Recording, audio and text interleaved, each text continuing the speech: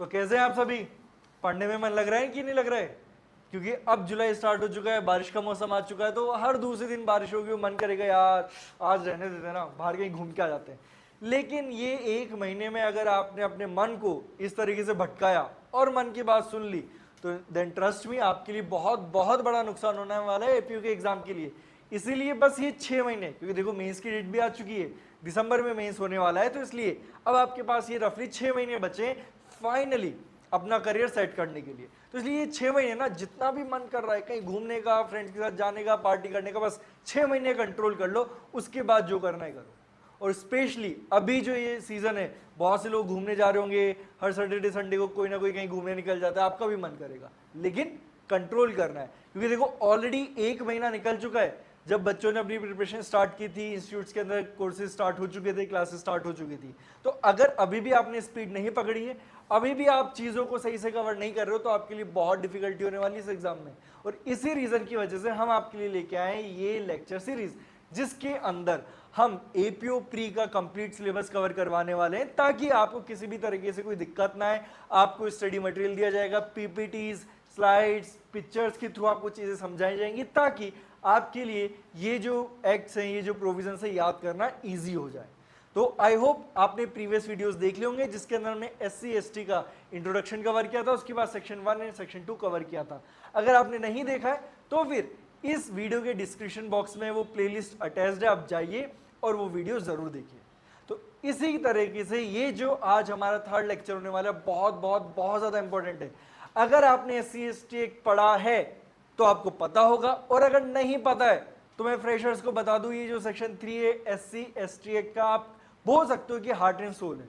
अगर आपने सेक्शन 3 अच्छे से कवर नहीं किया तो आपको प्री में भी दिक्कत आएगी, आपको मेंस में भी दिक्कत आएगी, और फिर कोई फायदा ही नहीं है सेक्ट को पढ़ने का।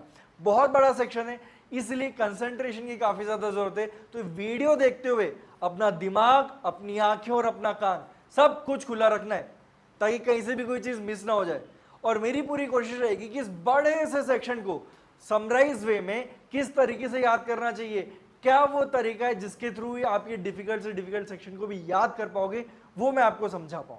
तो चलिए स्टार्ट करते हैं आज का हमारा lecture. Welcome to Sarathi institute of law, आपका अपना legal channel.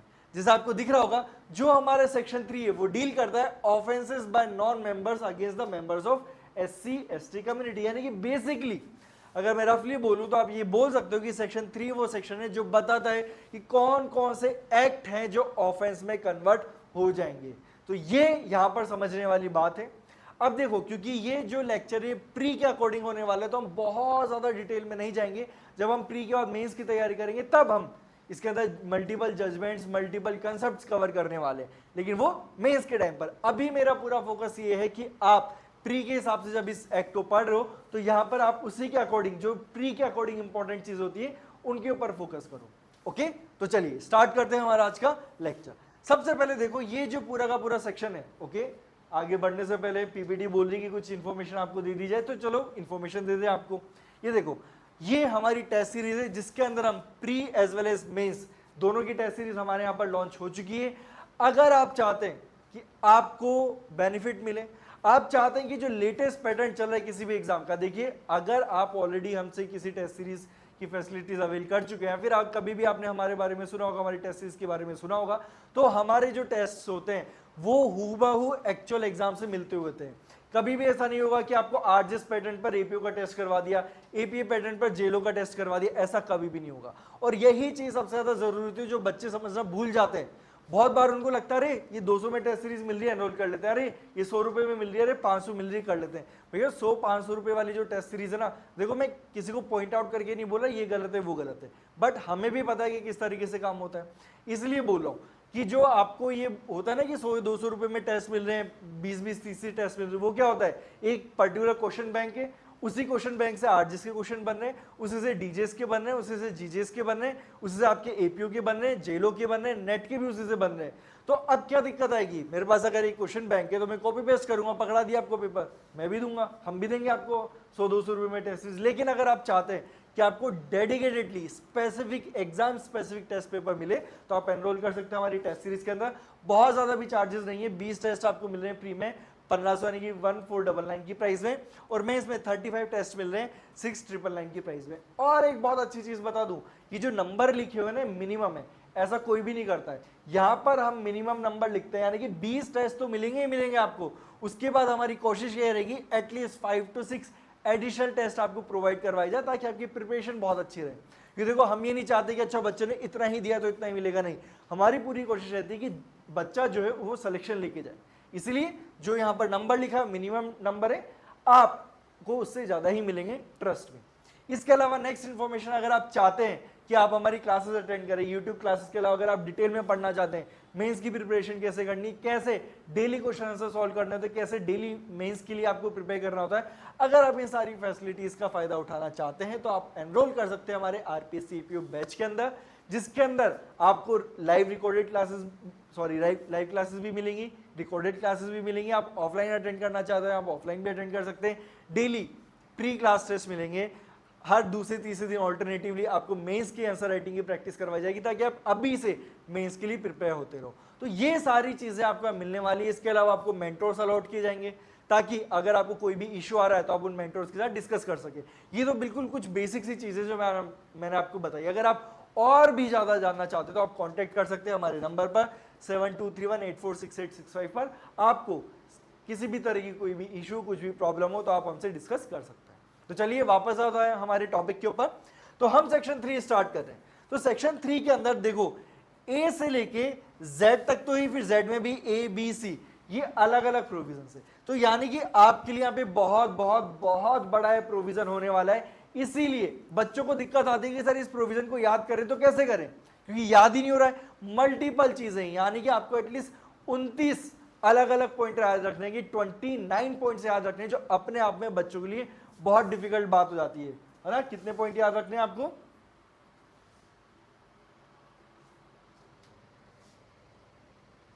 Total number of point हो गए आपके मिनिमम 29, ये मिनिमम पॉइंट है। अब 29 पॉइंट्स अगर आपको याद रखने हैं तो ये बहुत बहुत बड़ा इशू क्रिएट होता है बच्चों के लिए। इसलिए मैंने इन 29 पॉइंट्स को अलग अलग हेडिंग के अंदर डाल दिया है। टोटल 8 हेडिंग बनाई है। यहाँ पे जो ऑफेंसेस हैं ये टोटल इन 8 कैटेगरी के अंदर डिवाइड कर रहे हैं। तो देखो सबसे पहले आपका दिमाग क्या कर रहा है, उस सेक्शन को तोड़ रहा है कि अच्छा मुझे एक सेक्शन याद नहीं रखना। देखो क्या होता है ना कि अगर बच्चों को बोला जाए कि 10 सेक्शन याद कर लो, एक बार को दिक्कत आएगी लेकिन वो याद कर लेंगे। लेकिन अगर बोल दिया जाए वो 10 ही सेक्शन मर्ज करके एक सेक्शन में डाल दिया जाए तो बच्चों को सेक्शन याद ही नहीं होगा। क्यों? क्योंकि वहां पे क्या, कौन का दिमाग क्या करेगा, एक ही सेक्शन के अंदर इतनी सारी इंफॉर्मेशन याद करनी है, कैसे करें, याद ही नहीं हो रहा, कोई पॉइंट भूल गए। इसी रीजन की वजह से हम क्या कर रहे हैं, सेक्शन 3 को 8 अलग अलग हेडिंग के अंदर डाल रहे हैं। तो आप ये मान के चलो आपको 8 अलग अलग छोटे छोटे सेक्शन याद करने। अब आपका ब्रेन इस चीज को रिटेन कर पाएगा और इजीली आपको याद रहेंगे। तो देखो फर्स्ट टाइप ऑफ ऑफेंस क्या है, डिग्निटी ऑफेंस है, यानी कि जहां पर आप विक्टिम की डिग्निटी को कहीं ना कहीं किसी भी ना किसी तरीके से चोट पहुंचा रहे हो। उसके बाद सेकंड है प्रॉपर्टी रिलेटेड इश्यूज, यानी कि आप उसकी प्रॉपर्टी से रिलेटेड कोई ऑफेंस कर रहे हो। तीसरा फोर्स लेबर करवा रहे हो। देखो ये बात तो हम सभी को पता है कि जो लोअर कास्ट जिन लोगों को कंसिडर किया जाता है हमारी सोसाइटी के अंदर, बहुत पुराने समय से उनसे फोर्स लेबर करवाया जाता है, बॉन्डेड लेबर करवाया जाता है उनके साथ, ठीक है, पैसे नहीं दिए जाते हैं, बेयर मिनिमम पैसे दिए जाते हैं। ये बेयर मिनिमम आजकल आप वर्ड देखते हो ना सोशल मीडिया पे, तो वही बेयर मिनिमम पैसे दिए जा रहे हैं कि भाई तू जिंदा रह ले, उससे ज्यादा और कुछ नहीं। पॉलिटिकल राइट्स, उनको इलेक्शन में खड़े नहीं होने दिया जा रहा, उनको वोट नहीं देने दिए जा रहा है। इस तरीके का अगर कोई ऑफेंस हो रहा है तो पॉलिटिकल राइट्स के अंदर चले गए। जुडिशियल प्रोसेस अब्यूज, यानी कि आपने फॉल्स कंप्लेंट करवा दी किसके अगेंस्ट में, SC ST कम्युनिटी को बिलोंग करने वाले इंसान के against. Then public humiliation, hate speech, आप जो कम्युनिटी SC ST कम्युनिटी उसके अगेंस्ट में हेट स्पीच दे रहे हो, लोगों को भड़का रहे हो, तो वो भी सेक्शन 3 के अंदर आएगा। Then sexual offences and lastly social exclusion offences, यानी कि आपने सोसाइटी में उनसे बात नहीं कर रहे हो, उनके घर नहीं जा रहे हो, फंक्शन में नहीं जा रहे हो, उनको अपने घर के सामने से निकलने नहीं दे रहे हो, किसी फंक्शन में उनको इन्वॉल्व नहीं होने दे रहे हो। तो ये सारे क्या हो गए, आपके सोशल एक्सक्लूजन ऑफेंसेस हो गए। अब आपको लगेगा कि सर ये सारे ऑफेंसेस तो IPC में भी तो कवर हो रहे हैं, क्योंकि देखो अगर मैं बात करता हूं लैंड एंड प्रॉपर्टी तो ट्रेसपास का ऑफेंस है वहां पर, राइट। फोर्स लेबर के भी आपको वहां पर ऑफेंसेस मिल जाएंगे, पॉलिटिकल राइट्स के भी आपको ऑफेंसेस मिल जाएंगे, ठीक है, उनको राइट एक्सरसाइज नहीं करने दे रहे हो। इसके अलावा कॉन्स्टिट्यूशन के अंदर भी उनको फंडामेंटल राइट दिया जाता है, वो एक्सरसाइज करने नहीं दे रहे हो। इसके अलावा जुडिशियल प्रोसेस, मैलिशियस प्रोसिक्यूशन का भी आपको IPC में मिल जाएगा। पब्लिक ह्यूमिलिएशन का भी आपको वहां पर पब्लिक न्यूसेंस वाली जो चैप्टर है उसमें आगे आपको देखने को मिलेगा। आई थिंक आईपीसी में 294 295 के आसपास आपको ये ऑफेंसेस देखने को मिल जाएंगे। सेक्सुअल ऑफेंस हमें पता ही है, ये सारे ऑफेंस आपको आईपीसी में देखने को मिल रहे हैं। तो क्वेश्चन ये है आपके दिमाग में आना चाहिए, सर फिर ये SC/ST एक्ट आया क्यों है? ये जब सारी चीजें हम आईपीसी के अंदर डील करें, किसी दूसरे एक्ट के अंदर डील करें, तो भाई यही तो मैंने समझाया था लेक्चर 1 के अंदर कि क्यों आए ये सारे ऑफेंसेस, क्यों ये एक्ट नया एक्ट बन के आया, क्यों हमने इसको आईपीसी के अंदर डील नहीं किया है। तो अगर आप चैनल पर नए हो और अगर आपने वीडियो नहीं देखा है तो मैं आपको हाईली रिकमेंड करूंगा कि आप जाइए प्लेलिस्ट पर क्लिक कीजिए जो डिस्क्रिप्शन बॉक्स में आपको अवेलेबल है, और फिर आप वो वीडियो जरूर देखिए, आपको समझ में आएगा कि क्यों ये ऑफेंसेस अलग से SC/ST एक्ट के अंदर डील किए गए। चलो स्टार्ट करते हैं फिर वीडियो। सबसे पहले जो हमारे ऑफेंसेस होने वाले क्या होने वाले हैं? Dignity related offence. मैंने बोला था ना कि आप क्या कर रहे हो, डिग्निटी के ऊपर कहीं ना कहीं चोट पहुंचा रहे हो। तो यहां पे आपको दिख रहा होगा अलग अलग टाइप की टोटल 5 आप डिग्निटी से रिलेटेड ऑफेंसेस करते हो। यहां पर ऊपर आपको क्लॉज नंबर देखने को मिलेगा ABCDE। यहां पर आपको शॉर्ट में वो चीज देखने को मिल जाएगी जो यहां पर आपको ध्यान रखनी है। अब आपके रेफरेंस के लिए एक बार मैं डायरेक्ट ओपन कर देता हूं ताकि आपको ये ना लगे सर तो पता नहीं क्या ही पढ़ा रहे हैं अपनी मर्जी से।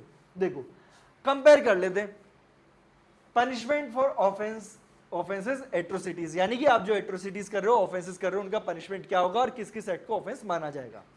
सबसे पहले whoever not being a member of scheduled caste or a scheduled tribe। तो देखो ये अपने आप में एक बहुत इंपॉर्टेंट लाइन है। आपको लग रहा होगा अरे यार ये तो बहुत छोटी सी लाइन है, क्या ये इसको इग्नोर कर देते हैं? ना, नहीं है। क्यों नहीं है ये इग्नोर करने वाली चीज? क्योंकि क्या लिखा गया है? whoever not being a member of SC और ST कम्युनिटी। यानी कि यहां पर आप इस चीज को इस तरीके समझिए, इस लाइन का एक्चुअल में इंप्लीकेशन क्या हो रहा है, और यही तो है लॉ में पढ़ने वाली चीज, अदरवाइज क्या है, डायरेक्ट तो कोई भी पढ़ लेगा। देखो यहां पर जो ये लाइन लिखी गई थी whoever not being from SC/ST communities का मतलब क्या हुआ कि अगर A है एक इंडिविजुअल और एक B है, ठीक है, और एक है C और एक है D। ओके, अब यहां पर क्या हो रहा है, ये जो A है ये जनरल कैटेगरी को बिलोंग कर रहा है। देखो मैं आपको सिंप्लीफाइड करने के लिए जनरल कैटेगरी बोल रहा हूं, यानी कि जनरल कैटेगरी में जब भी मैं बोलूंगा इन लेक्चर्स के अंदर तो जनरल कैटेगरी का मतलब हो वो सारे लोग जो SC/ST में नहीं आ रहे, अब वो OBC भी है, जनरल भी है, या फिर कोई भी अदर कम्युनिटी को बिलोंग करते, सॉरी, तो वो सब इसके अंदर आ गए। यहां पर हो गया SC/ST, ठीक है, यहां पर हो गया SC/ST, ये भी हो गया SC/ST, ठीक है। ये दो सिचुएशन में आपको समझाता हूं। अब वो जो लाइन है ना उसका मतलब अब आपको समझ में आएगा। तो वहां पर देखो लाइन के अंदर साफ साफ क्या लिखा हुआ, मैं आपको फिर से एक बार दिखा देता हूं line. whoever not being a member of SC/ST, आगे कम्युनिटी में आपको बस लाइन कंप्लीट करने के लिए बोला, whoever not being a member of SC/ST। तो अब यानी कि कोई भी ऐसा इंडिविजुअल जो SC/ST कम्युनिटी को बिलोंग नहीं कर रहा है, वो अगर ऐसे काम करेगा जो हम सेक्शन 3 में आगे पढ़ने वाले हैं तो वो ऑफेंस कहलाएगा। यानी कि इसका मतलब क्या हुआ कि अगर एक जनरल कैटेगरी का इंसान है ना, उसने अगर बी को अब्यूज किया है with respect to his caste, ठीक है, पब्लिक में उसको ह्यूमिलिएट किया है उसी कास्ट को लेके, तो फिर ये सेक्शन 3 का ऑफेंस बन जाता है, ठीक है, सेक्शन 3 में चला जाएगा। लेकिन अगर यहां पर सी जिसको हम अक्यूज बनाना चाह रहे हैं वो भी SC/ST कम्युनिटी को बिलोंग करता है, और जो हमारा विक्टिम है, अलेज्ड विक्टिम है, वो भी SC/ST कम्युनिटी को बिलोंग करता है। लेकिन देखो हमारी सोसाइटी के अंदर जो कास्टिज्म जो एकदम खून में बस चुका है ना, बिल्कुल हमारी जड़ों में घुस चुका है, तो वहां पे क्या है ना कि ना सिर्फ जनरल वाले SC/ST से डिस्क्रिमिनेशन करते हैं, बल्कि SC/ST वाले भी आपस में डिस्क्रिमिनेशन करते हैं। अच्छा तू है तो SC कम्युनिटी से, लेकिन उसमें तुम्हारी जात क्या है, क्या तुम हमसे ऊपर हो नीचे हो? सेम कास्ट में भी सब कास्ट बना रखी, अच्छा हम तो तुमसे ऊपर वाले तुम नीचे वाले हो। तो यानी कि हमारे सोसाइटी में सिर्फ दो कम्युनिटी, दो अलग अलग कम्युनिटी आपस में डिस्क्रिमिनेशन नहीं कर रही है, एक ही कम्युनिटी के लोग भी आपस में डिस्क्रिमिनेशन कर रहे हैं। लेकिन यहाँ पे मजेदार बात यह है कि अगर जो अलेज्ड अक्यूज्ड है वो भी SC/ST कम्युनिटी को बिलोंग करता है, लेकिन SC/ST में थोड़ा सा ऊपर वाली कम्युनिटी को हम मान के चलते हैं, ठीक है, ऊपर वाले ग्रुप को मान के चलते हैं। और D वो भी SC/ST कम्युनिटी को बिलोंग करता है, लेकिन वो C से कंपैरेटिवली नीचे वाली क्लास के अंदर है जो सोसाइटी के अंदर हायरार्की बनी हुई है। और यहां पर अगर C ने D को अब्यूज कर दिया पब्लिकली, ठीक है, पब्लिकली अब्यूज कर दिया, उसकी बेइज्जती कर दी with respect to his caste, कि भैया तुम तो छोटी जात के हो, बात नहीं करेंगे, तुम हमारे पास आ कैसे गए, तुम साथ में कैसे बैठ गए। ये खुद नहीं देख रहा है कि वो भी उन्हीं कम्युनिटी को बिलोंग करता है, ब्रॉडली एससी एसटी को, लेकिन नहीं, उसने इंसल्ट कर दी उसके। तो यहां पर देखो, जब फर्स्ट सिचुएशन है, जो ए जनरल कैटेगरी को बिलोंग कर रहा था, तो ये तो ऑफेंस हो गया, क्यों, क्योंकि ये जनरल कैटेगरी को बिलोंग करता है। लेकिन क्योंकि सी एससी एसटी कम्युनिटी को बिलोंग करता है, इसलिए सी के रेस्पेक्ट में, सी के लिए ये ऑफेंस नहीं होगा अंडर एससी एसटी एक्ट। यानी कि अगर कोई भी इंसान एससी एसटी कम्युनिटी को बिलोंग करता है और वो सेक्शन 3 में लिखे हुए किसी भी ऑफेंस को कमिट करता है, तो फिर ऑफेंस नहीं माना जाएगा एससी एसटी एक्ट के अंदर। हाँ, किसी दूसरे एक्ट के अंदर जाना चाहते हो जाओ, लेकिन एससी एसटी में नहीं आओगे। ओके, तो आई होप आपको सेक्शन 3 की जो फर्स्ट लाइन है, whoever not being a member of SC ST, ये लाइन आपको समझ में आ गई होगी। अब चलते हैं आगे। puts any inedible or obnoxious substance into the mouth of a member of SC or a ST or force such member to drink or eat such inedible or obnoxious substance। अब देखो ये लाइन लिखी है और अब मैं आपको PPT दिखाता हूं, तो आपको कंफर्म हो जाए हमारी पीपीटी इसी लाइन से रिलेटेड है। फोर्सिंग, ओहो जस्ट अ सेकेंड,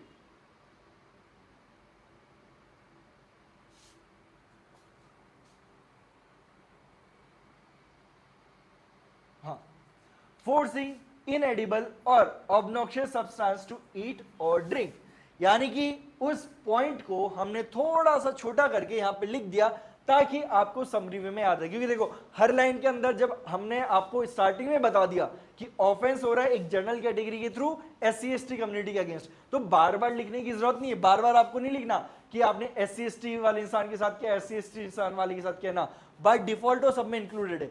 इसीलिए यहां पर आपको जो चीज देखने को मिलेगी एकदम कट शॉर्ट करके, जो इसेंशियली उस पॉइंट का वो देखने को मिलेगा। तो क्या लिखा गया, फोर्सिंग इनएडिबल और ऑब्नॉक्शियस सब्सटेंस टू ईट और ड्रिंक। तो इस तरीके से आपको पॉइंट याद रहेगा।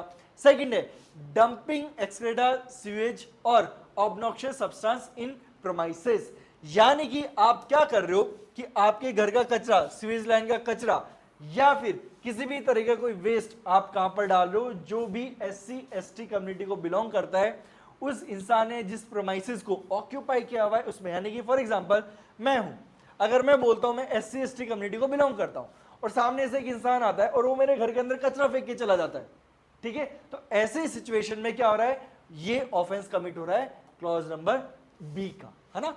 Dumps excreta Suez carcasses or any other obnoxious substance in premises or at the entrance of the premises occupied by member of SC और ST। इसका मतलब होता है देखो मरे हुए जानवर की बॉडी, कार्केसेस का मतलब होता है कि कोई भी जब जानवर मर जाता है, आप देखते हो गली मोहल्लों में कभी आपको कुत्ता मरा हुआ मिल जाएगा, कभी बिल्ली मरी हुई मिल जाएगी, कभी गाय मरी हुई मिल जाएगी, तो ये उस कैटेगरी के अंदर आते हैं। Second, with intent to cause injury, insult or annoyance to any member of SC or ST, dumps excreta, waste matter, carcasses or any other obnoxious substance in his neighborhood।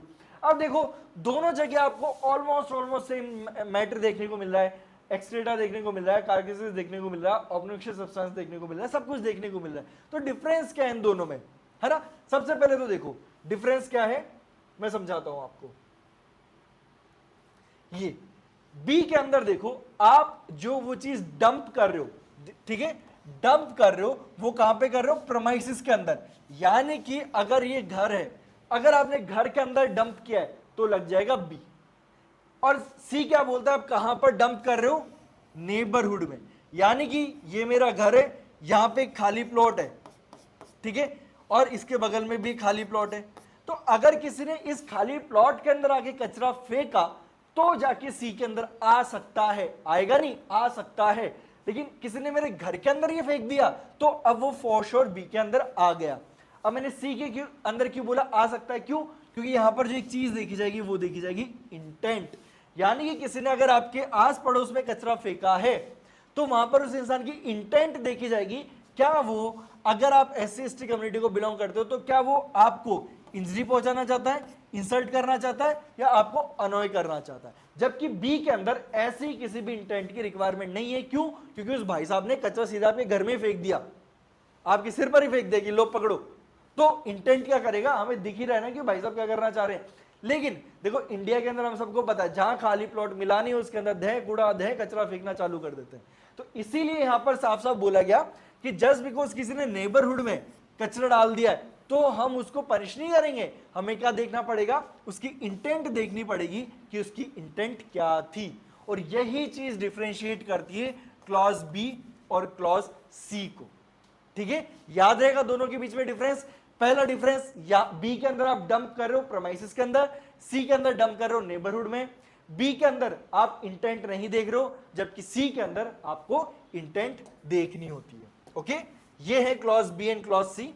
उसके बाद नेक्स्ट करते हैं garlands with footwear और parades naked और semi naked SC/ST member. हमने बहुत बार newspaper में देखा कि जो SC/ST कम्युनिटी का इंसान है वो गलती से उस मोहल्ले में चला गया, गलती से जो अपने आप को ऊंची जात का मानते हैं, अपर कास्ट का मानते हैं, उनके साथ बैठ गया, ठीक है, उनके साथ खाना खा लिया, ठीक है। तो इस तरह की सिचुएशन में कुछ लड़ाई हो गई है, तो ऐसे सिचुएशन में हमने बहुत बार देखा है कि उनको इस तरीके से जूतों की माला पहनाकर घुमाया जाता है, ठीक है, सड़कों पे, ताकि क्या हो, उस कम्युनिटी के जो बाकी लोग और हैं वो भी डर जाए, ठीक है, उनको भी ह्यूमिलिएशन फील हो। उसको तो होगा ही होगा, बाकी लोगों को भी क्या होगा, ह्यूमिलिएशन फील होगा, इसीलिए वो ऐसा काम करते हैं। तो अगर किसी ने ऐसा किया तो भी पनिशेबल है किसके अंदर, डी के अंदर।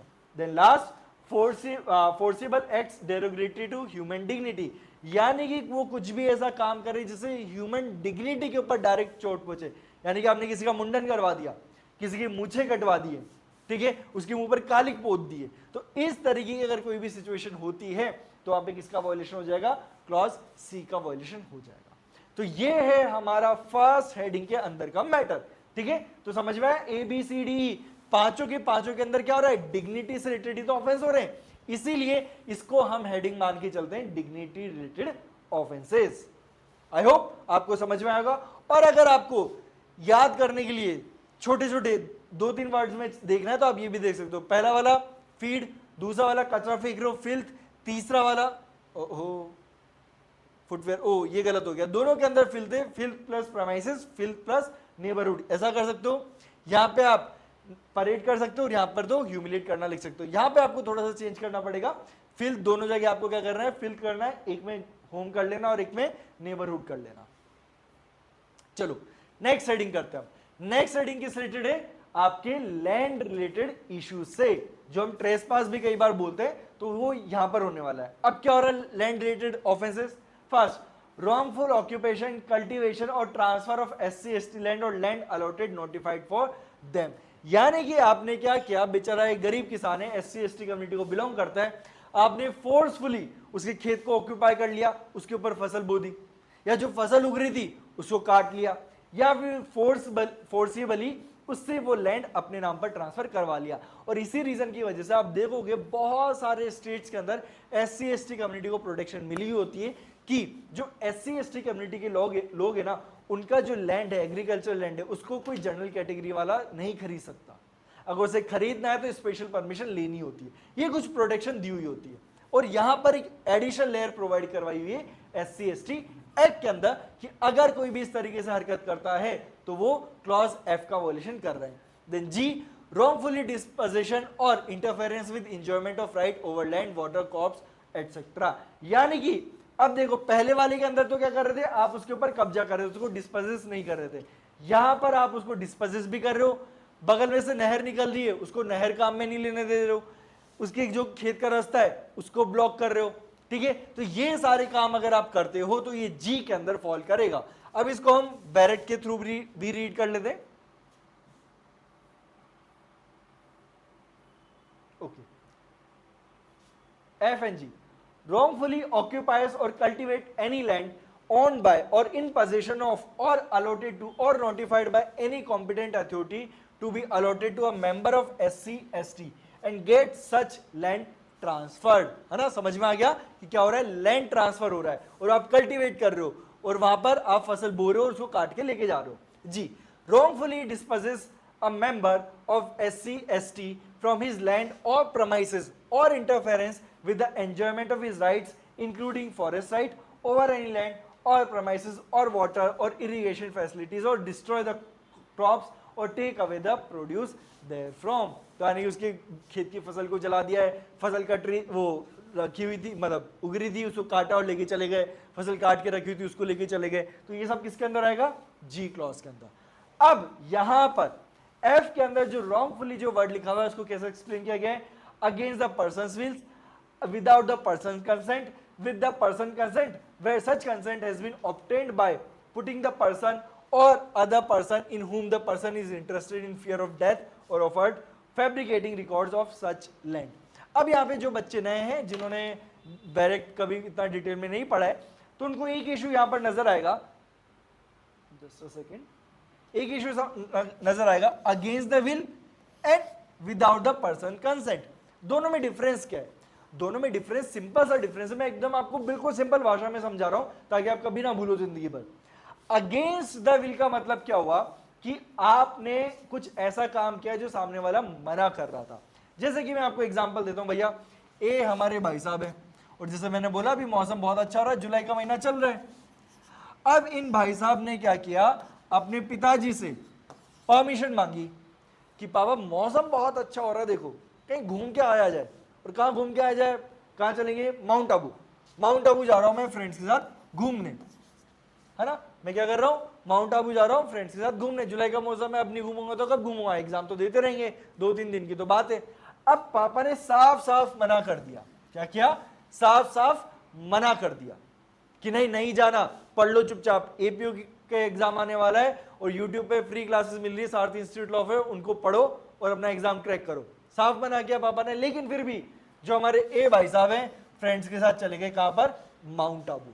तो हम यहां पर बोलेंगे कि एक ने काम कैसा किया? Against the will of his father. तो किस में चला गया? इसके अंदर। और अगर ए भाई साहब इतने समझदार थे, उन्हें पता था यार पापा से पूछूंगा तो परमिशन देंगे ही नहीं, तो क्या क्या बिना पूछे वो माउंट आबू चला गया। तो क्या बोलोगे आप यहां पर? Without the persons consent. तो ये डिफरेंस होता है दोनों टर्मिनोलॉजी के अंदर। ये टर्मिनोलॉजी आपको बहुत बार अलग अलग जगह देखने को मिलेगी। तो इसीलिए मैंने आपको समझाया था कि फ्यूचर में कभी भी आपको दिक्कत फेस ना करनी पड़े। ओके, तो ये हो गया हमारा लैंड रिलेटेड पोर्शन। अब चलते हैं आगे।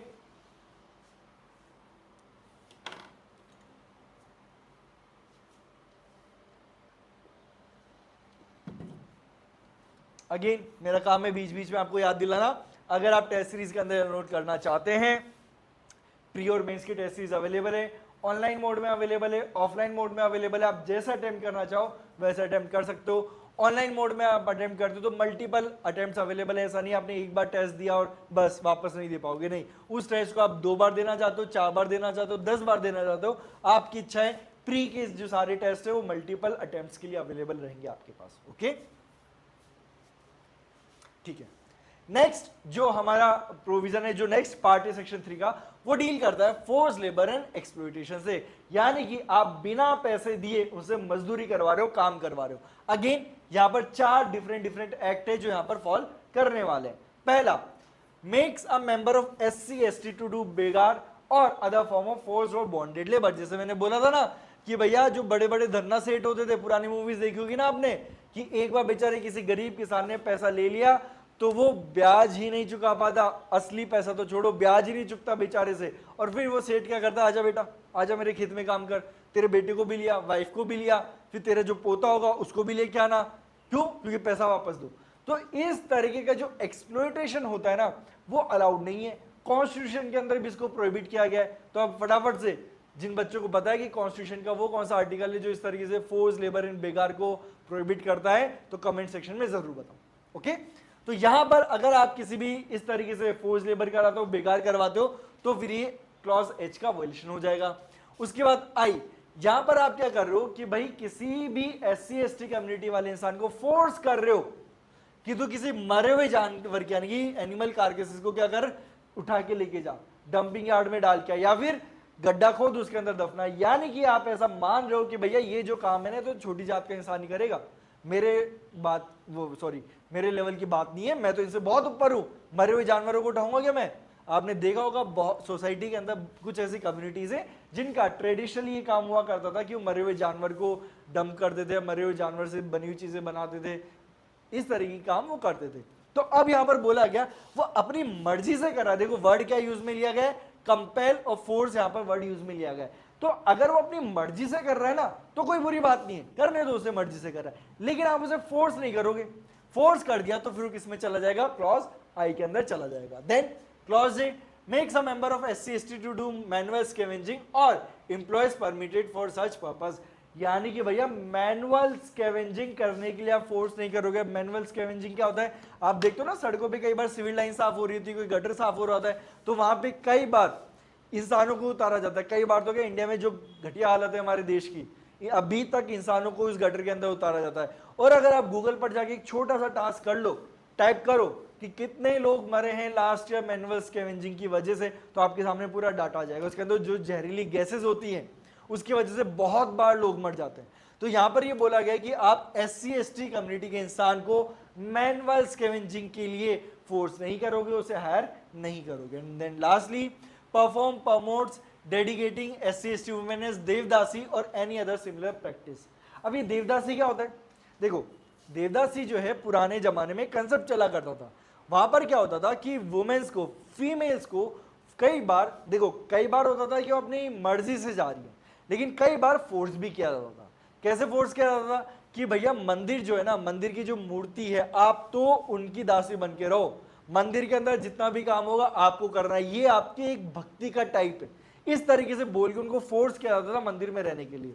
बट अनफॉर्चुनेटली क्या होता था, देखो ये सच्चाई है, कई लोगों को हो सकता है कि खराब लगे बात, लेकिन ये सच्चाई कि कई बार उन फीमेल डिवोटीज का सेक्सुअल एक्सप्लॉयटेशन होता था, फिजिकल एक्सप्लॉयटेशन होता था।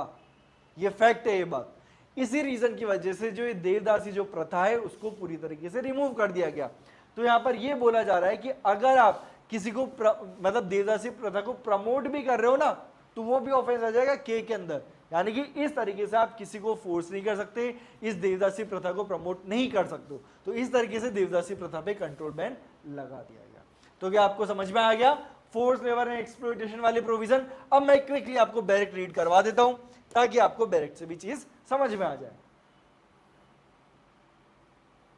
ओके, यहां पर makes a member of scheduled caste and scheduled tribe to do begar or other form of forced labor, forced or bonded labor other than any compulsory service for public purpose imposed by the government।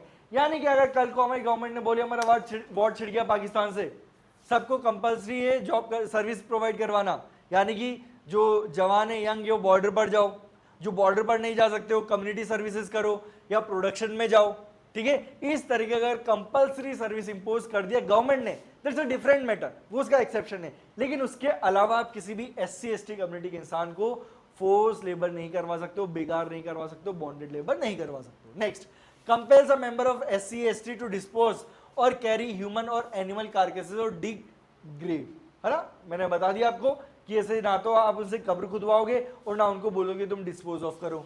Ji, makes a member of scheduled caste or scheduled tribe to do manual scavenging or employs or permit the employment of such member for such purpose। जैसे मैंने बोला manual scavenging inhuman है, किसी भी community के इंसान से करवाओ, आप SC/ST से करवा रहे हो, किसी भी करवा रहे हो, अगर मैनुअल स्कैवेंजिंग करवाते हो तो ऑल टुगेदर वो एक तरीके से बहुत ही ज्यादा इनह्यूमन एक्ट होता है। अब इमेजिन करो वो गटर है, सिविल लाइन है, क्या क्या कचरा नहीं पड़ा था उसके अंदर आप किसी इंसान को बोलो भैया तुझे पैसे दूंगा, नीचे उतर, मतलब पैसे कमाने के लिए क्या क्या नहीं करना पड़ता। तो इसीलिए ह्यूमन डिग्निटी को प्रोटेक्ट करने के लिए ये प्रोविजन आया।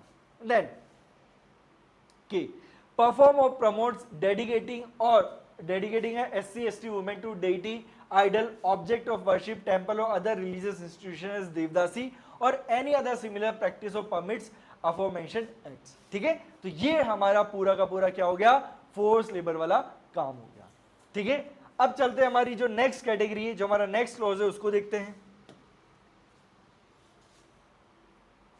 अगेन बैच के रिगार्डिंग इंफॉर्मेशन, अगेन जैसा मैं बोल रहा हूँ फीस मैंने लास्ट टाइम नहीं बताई थी, ये जो फीस रहने वाली 20,000 रहेगी सिर्फ। इसके अंदर आपको प्री का सिलेबस कवर करवाएंगे, मेंस का सिलेबस कवर कराएंगे, प्री मेंस की टेस्ट सीरीज रहेगी, हमारे क्लास नोट्स रहेंगे, प्रिंटेड नोट्स रहेंगे। ओके, इसके अलावा डेली क्लास टेस्ट हो रहे हैं, प्री के एमसीक्यू सॉल्व करवाए जाते हैं डेली, हर दूसरे तीसरे दिन मेंस के आंसर सॉल्व करवाए जाते हैं। ओके, इसके अलावा रिकॉर्डेड क्लासेस जो अभी तक हो चुकी हैं वो रिकॉर्डेड क्लासेस अवेलेबल रहेंगी, तो सारी फैसिलिटीज अवेलेबल रहेंगी। इस प्राइस रेंज में आपको गारंटी से बोलता हूँ कहीं पर भी आपको फैसिलिटी नहीं मिलेगी, और अगर मिलेगी तो जो हम फैसिलिटी प्रोवाइड करवा रहे हैं एडिशनल वो नहीं मिलने वाला। आपको 1-on-1 मेंटरशिप मिलेगी, ग्रुप मेंटरशिप भी अलॉटेड है, ताकि क्या होगा उन ग्रुप्स के अंदर किसी भी बच्चे को इशू आ रहा है डायरेक्टली मेंटर से बात कर सकता है। विद इन 2 to 3 डेज आपकी मेंस की आंसर शीट चेक होकर मिलना। तो ये सारी फैसिलिटीज आपको इतनी कम प्राइस में कहीं और नहीं मिलने वाली है। तो अगर आप चाहते हैं जो ये बम्पर वैकेंसी, जो गोल्डन चांस है, आप उसको मिस ना करो, किसी भी रीजन की वजह से कहीं पर भी कोई गलती ना कर दो, तो आप एनरोल करवा सकते हैं हमारे कोर्स के अंदर। ओके, चलो आगे चलते हैं। नेक्स्ट है आपका पॉलिटिकल राइट्स ऑफेंसेस, यानी कि पॉलिटिकल राइट्स रिलेटेड जो ऑफेंसेस आपके होने वाले हैं। और मैंने जैसा ब्रीफ में समझा था कि आप किसी को इलेक्शन लड़ने नहीं दे रहे हो, इलेक्शन के अंदर वोट डालने नहीं दे रहे हो। जस्ट अ सेकेंड,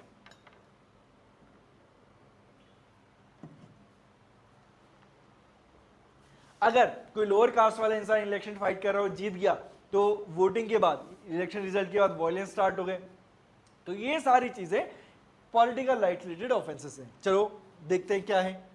फोर्सेस, इंटिमिडेट्स और prevents SC/ST member from exercising electoral right, यानी कि आप उसको नॉमिनेशन नहीं बढ़ने दे रहे हो from voting, filing nomination, withdrawing nomination और proposing seconding nomination of SC/ST candidate. Next है obstructs SC/ST member holding office from performing duties, यानी कि कोई भी इंसान है जो SC/ST कम्युनिटी को बिलोंग करता है, वो पंचायत के अंदर, म्युनिसिपैलिटी के अंदर कोई पोजीशन होल्ड करता है, तो जो काम नहीं करने दे रहे जस्ट बिकॉज ही और she belongs to the SC/ST community.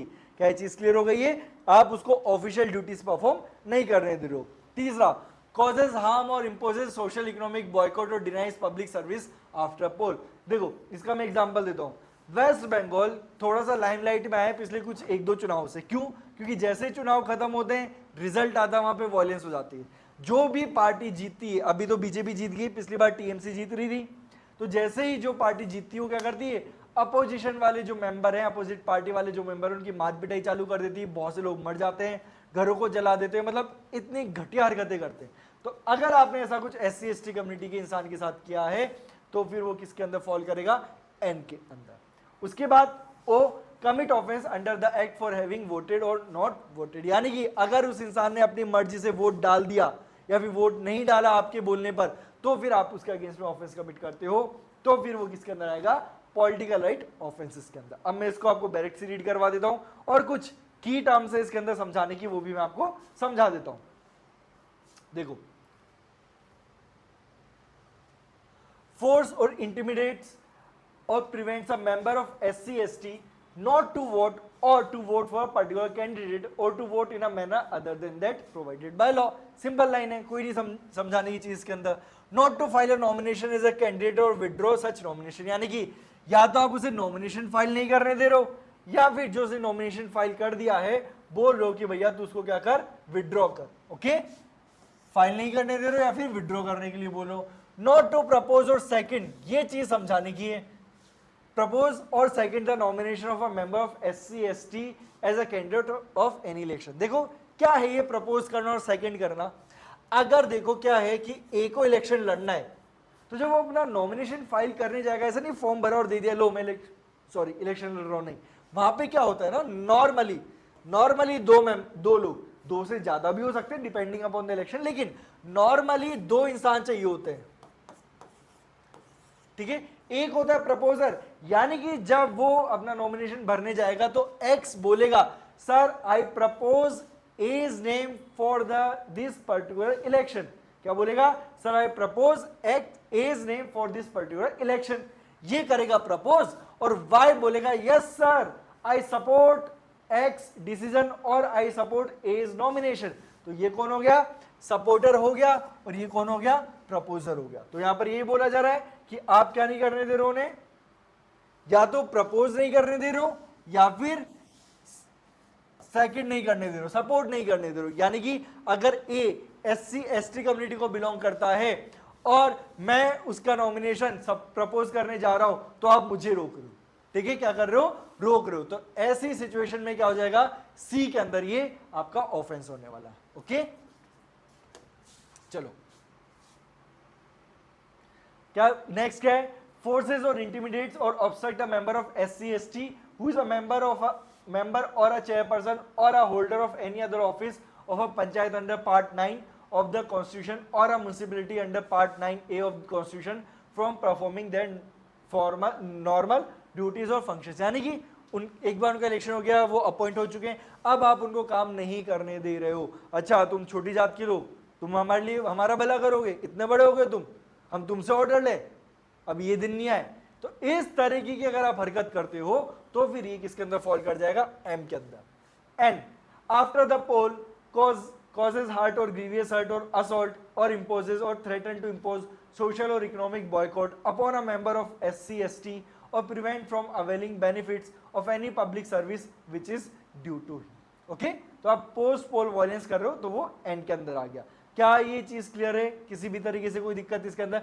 कोई भी दिक्कत हो तो आप कमेंट सेक्शन में हमें बता सकते हैं, हम उसका रिप्लाई करके आपका जो कोई भी डाउट होगा उसको सॉल्व जरूर करेंगे। लेकिन कमेंट करना देखो और एक्टिव रहना, अच्छे तरीके से पढ़ाई करना, ये आपका काम है। मैंने प्रीवियस लेक्चर्स के अंदर भी बोला है, एक अच्छा टीचर ढूंढने से पहले ना एक अच्छा स्टूडेंट बनो। अगर आप एक अच्छा स्टूडेंट बनोगे देन फॉर श्योर टीचर भी आपको आगे जाने के लिए पुश करेगा।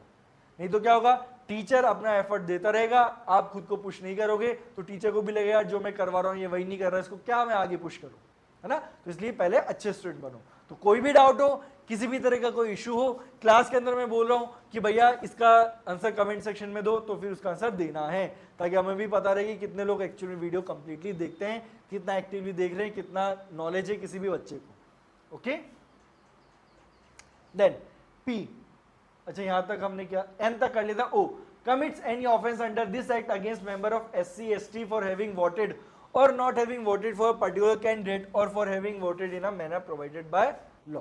तो यानी कि आप किसी भी इंसान के अगेंस्ट में ऑफेंसिव वोट सिर्फ इसलिए कर रहे हो क्योंकि उसने अपनी मर्जी से उसका जो फंडामेंटल राइट था वोट डालने का वो एक्सरसाइज किया अपनी मर्जी से। आप बोले थे नहीं नहीं नहीं मैं जिसको बोल रहा हूँ उसको वोट डाल, उसने ऐसा नहीं किया, तो फिर अगर आपने कोई ऑफेंस किया है तो फिर ये ओ के अंदर फॉल कर जाएगा। तो ये हमारे सारे पॉलिटिकल राइट से रिलेटेड ऑफेंसेस है वो कंप्लीट हो चुके हैं। अब चलते हैं आगे।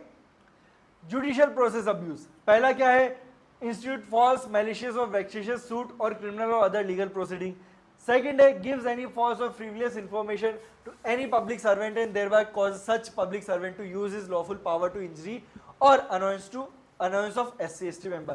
देखो पहले वाले में क्या हो रहा है, आप एक्टिवली एक फॉल्स कंप्लेंट करवा रहे हो, ठीक है, एक्टिवली फॉल्स कंप्लेंट करवा रहे हो, और यहां पर आप कोई फॉल्स कंप्लेंट नहीं करवा रहे हो, आप बस एक फॉल्स एंड फ्रीवियस इंफॉर्मेशन दे रहे हो। जैसे कि फॉर एग्जांपल कि आपके नेबरहुड के अंदर कोई ऑफेंस कमिट हुआ,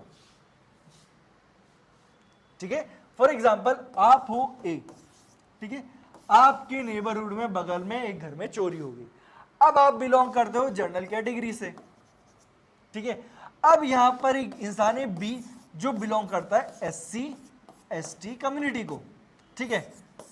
अब देखो पुलिस आई तहकीकात करने कि भैया इन्वेस्टिगेट करने किसने ऑफेंस कर दिया, क्या क्या चोरी हुआ क्या नहीं हुआ, तो आस पड़ोस में पूछताछ जरूर करेगी। तो जब पुलिस आपके पास आई ना तो आपको पता था कि भैया बी उस दिन तो प्रेजेंट ही नहीं था वहां पर, ठीक है, या फिर आपने इस घर में चोरी होते कहीं ना कहीं थोड़ा बहुत किसी भी चोर को भागते हुए निकलते हुए देखा और आपको ये तो पता था कि यार वो बी नहीं है, लेकिन फिर भी आपने इसको परेशान करने के लिए जो पुलिस ऑफिसर आया है ना उसको क्या बोल दिया कि सर मैंने देखा है, आपने पुलिस ऑफिसर को क्या बोला कि सर मैंने देखा है कि बी उसके घर से भाग रहा था, मैं बोल सकता हूं कि वो बी था, और पुलिस ऑफिसर ने जाके उसको बोला आजा बेटा तुम्हें लेके चलो तुम्हारे ससुराल, खातिरदारी करते हैं, है ना, दामाद जी बना के लेके चलते हैं तुम्हारे ससुराल यानी कि जेल में। तो आपने जब ऐसी कोई फॉल्स एंड फ्रीवियस इंफॉर्मेशन दे दी और उसकी वजह से इंजरी हो गई बी को, तो अब यहां पर आपने ऑफेंस कमिट कर दिया है SC/ST एक्ट के अंदर। क्या ये दोनों चीजें समझ में आ गई हैं? एक आप एक्टिवली फॉल्स केस फाइल कर रहे हो और दूसरी जगह आप बस एक फॉल्स इंफॉर्मेशन दे रहे हो। अब इसको मैं डायरेक्ट से भी रीड करवा देता हूं।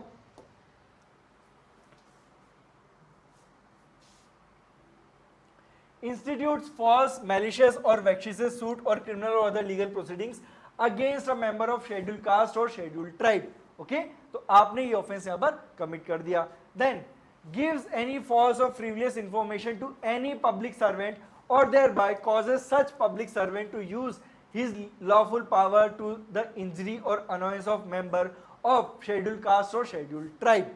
Okay? तो ये इस तरीके से P एंड Q ये क्लॉजेज हैं। आई होप आपको इसके अंदर कोई दिक्कत नहीं होगी, समझ में आ गया होगा, है ना। बहुत ही बेसिक से ये प्रोविजन है।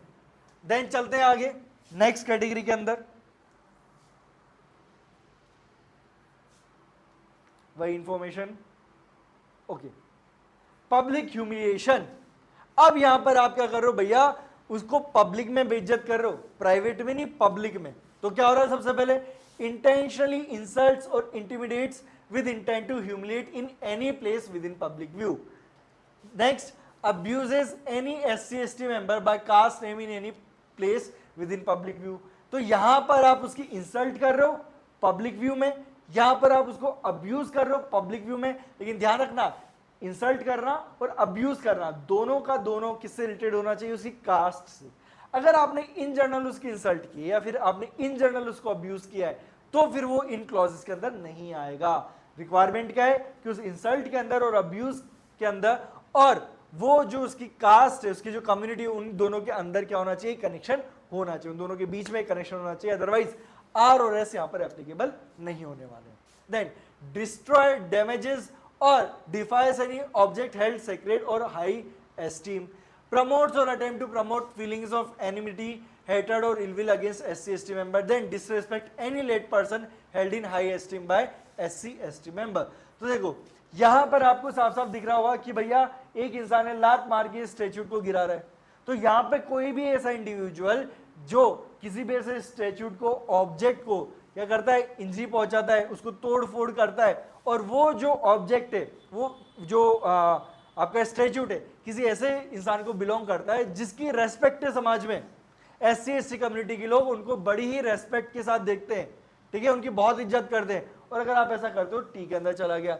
दूसरा, अगर आपने खुद तो ऑफेंस कर नहीं रहे हो, खुद आप समझदार हो, आपने SC/ST पढ़ लिया था, किसी ने आपको बोला था कि भैया ऐसे SC/ST के अगेंस्ट में कुछ मत करना अदरवाइज जेल चले जाओगे, तो आपने क्या तरीका निकाला, भैया मैं नहीं करूंगा, लोगों को भड़का देता हूं तो मेरा नाम नहीं आएगा। तो यहां पे अगर आपने लोगों को भड़काया भी ना SC/ST कम्युनिटी के अगेंस्ट में, तो भी आपके अगेंस्ट में चार्जेस फाइल हो सकते हैं। देन लास्टली, अगर कोई भी ऐसा इंसान है जो ऑलरेडी मर चुका है और उस इंसान को बहुत ज्यादा रेस्पेक्ट दी जाती है SC/ST कम्युनिटी में, और अगर आप उस इंसान की डिसरेस्पेक्ट करते हो तो भी SC/ST के अंदर मैटर चलेगा। आपको यहाँ पर इमेज देके समझ में आ रहा होगा किन हमारे जो मतलब बोलूंगा कि सिर्फ SC/ST कम्युनिटी नहीं, हमारे पूरे देश के लिए एक जो इंसान ने जो मेहनत की, जो काम किया, और जिस तरीके से उनका विजन था हमारी सोसाइटी को लेके, हमारी कंट्री को लेके, उस विजन के लिए, उस वर्क के लिए हमारे देश के हर इंसान को उनका सम्मान करना चाहिए, और करते भी हैं। लेकिन होता है ना कि 5 उंगलियां बराबर नहीं होती, कोई ना कोई तो एक ऐसा इंसान होगा जिनको इन अच्छे इंसान से भी प्रॉब्लम होगी। तो कौन है वो अच्छे इंसान, फोटो देख के कौन लग रहा है आपको, कमेंट सेक्शन में हमें जरूर बताना। ओके, देखते हैं कितनी आपकी जो नॉलेज है कितनी अच्छी है। मुझे नहीं लगता कि किसी को भी दिक्कत होनी चाहिए फोटो देखिए, बट स्टिल देखते हैं, आपकी नॉलेज चेक करते हैं। तो आपको समझ में आया इमेजेस से, इमेजेस आपके लिए बहुत ज्यादा इजी होनी चाहिए याद करने के लिए। अब मैं यहाँ पे बैरेक के थ्रू करवाता हूँ, यहाँ पे एक बहुत ही बेसिक सी चीज है वो समझाता हूँ जो आपके लिए बहुत ज्यादा दिक्कत कर सकती है आने वाले समय में। ओके,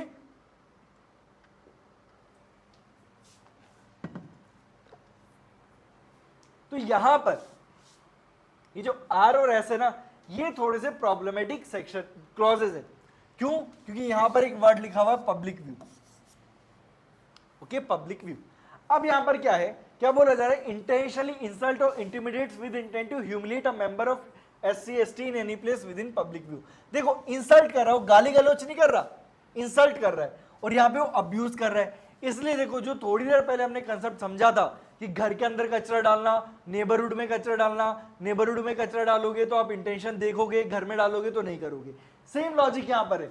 अगर आपने सिर्फ उसकी इंसल्ट की है तो यहां पर इंटेंशन देखनी पड़ेगी कि इंटेंशन क्या ह्यूमिलिएट करने की थी या फिर नहीं थी, राइट। लेकिन अगर आपने डायरेक्टली आउटराइटली अब्यूज ही कर दिया है तो इंटेंशन देखने की जरूरत ही नहीं। भैया पता है ना, अगर मैं किसी को अब्यूज कर रहा हूं तो उसको ह्यूमिलिएट करने के लिए तो कर रहा हूँ, हाँ, ऐसे थोड़ी ना करूंगा, उसका सम्मान करने के लिए थोड़ी ना अब्यूज करने वाला हूं, ह्यूमिलिएट करने के लिए करूंगा। इसीलिए यहां पर इंटेंशन देखी जाएगी, यहां पर नहीं देखी जाएगी।